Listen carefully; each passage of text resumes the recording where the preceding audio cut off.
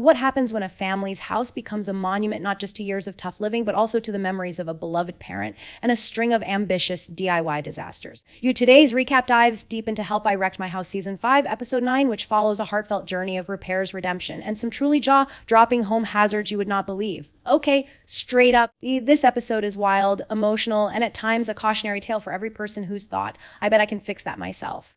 We meet the Wilsons, Rachel and Vince, a couple with 4 energetic kids living in a home that's showing its age, scarred by years of Vince's attempts to tackle repairs and upgrades on his own. Vince grew up with a do-it-yourself mentality passed down by his contractor dad. But when his dad passed away, Vince started relying more and more on online tutorials and forums for complex home improvements, thinking he could live up to his dad's handy reputation. But it becomes quickly clear that sometimes hiring a pro isn't just recommended, it's downright necessary.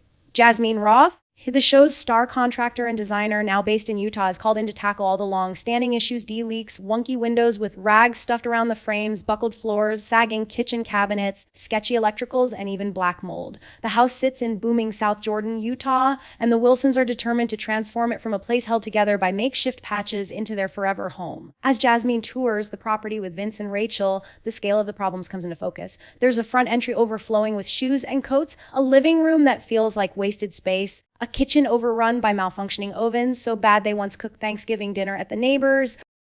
The staircase is mid-renovation and treacherous, the ceilings are so low guests hit their heads, and nearly every attempted DIY fix has left the space feeling more chaotic and hazardous. Vince's history becomes a key emotional thread. His compulsion to fix everything himself stems from his upbringing and his father's example. But Jasmine gently helps him see that the pressure to do it all alone has started to hurt more than help.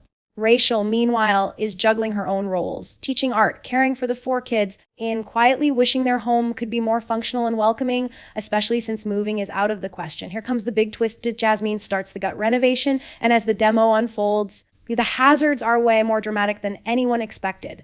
There's exposed wiring everywhere, open junctions behind appliances, sketchy adapters stacked dangerously. Jasmine and her crew find fire hazards, hot wires or dishwashers, power surges waiting to happen, and entirely non-code setups. Vince had thought YouTube could fill in for a real electrician, but Jasmine lets him know just how close they were to disaster. Then comes the even scarier reveal: the leak Vince patched years ago wasn't just gross, it's led to a black mold infestation. Jasmine and Matt, her go-to builder, peel apart walls and expose massive colonies of toxic spores. As a nursing mom, Jasmine won't even stay in the house as they remediate. Health comes first. The pressure mounts when the crew realizes the project is ripping through the contingency budget, the money set aside for surprises at warp speed. Extra engineering goes into removing a key wall and fixing structural problems no amateur could touch. Then, when they expose yet another water-damaged window, they have to reframe the entire Bay Area and potentially match nearly impossible to fine siding. The scale, costs, and stakes skyrocket.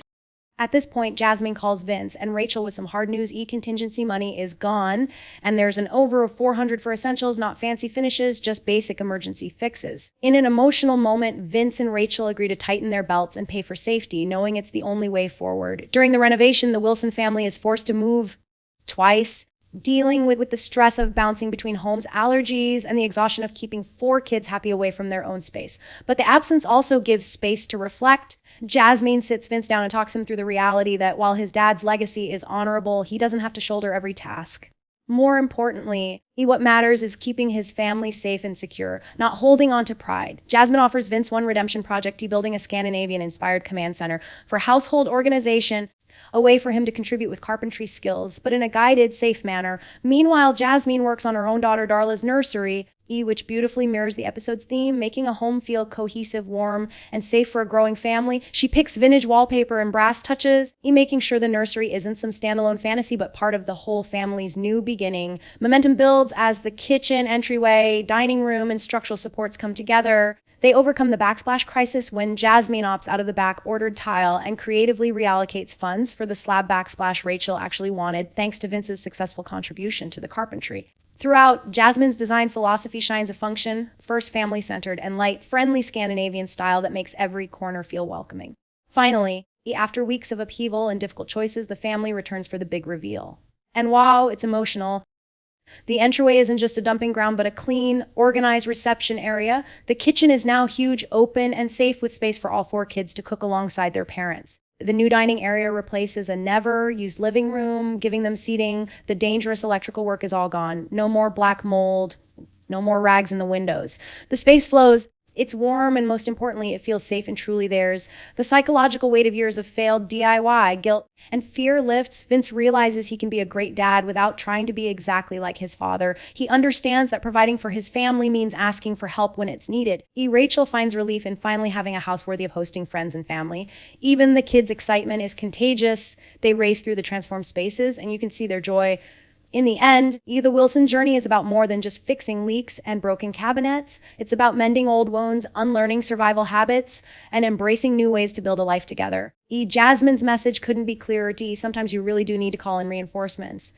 And when you do, not only does your home get fixed, but maybe your heart does too. If you love this recap or it gave you chills thinking of your own DIY dramas, smash that like button, drop a comment with your favorite part or biggest home horror story. And don't forget to share and subscribe for more deep dives into wild home transformations and powerful family journeys. See you in the next episode.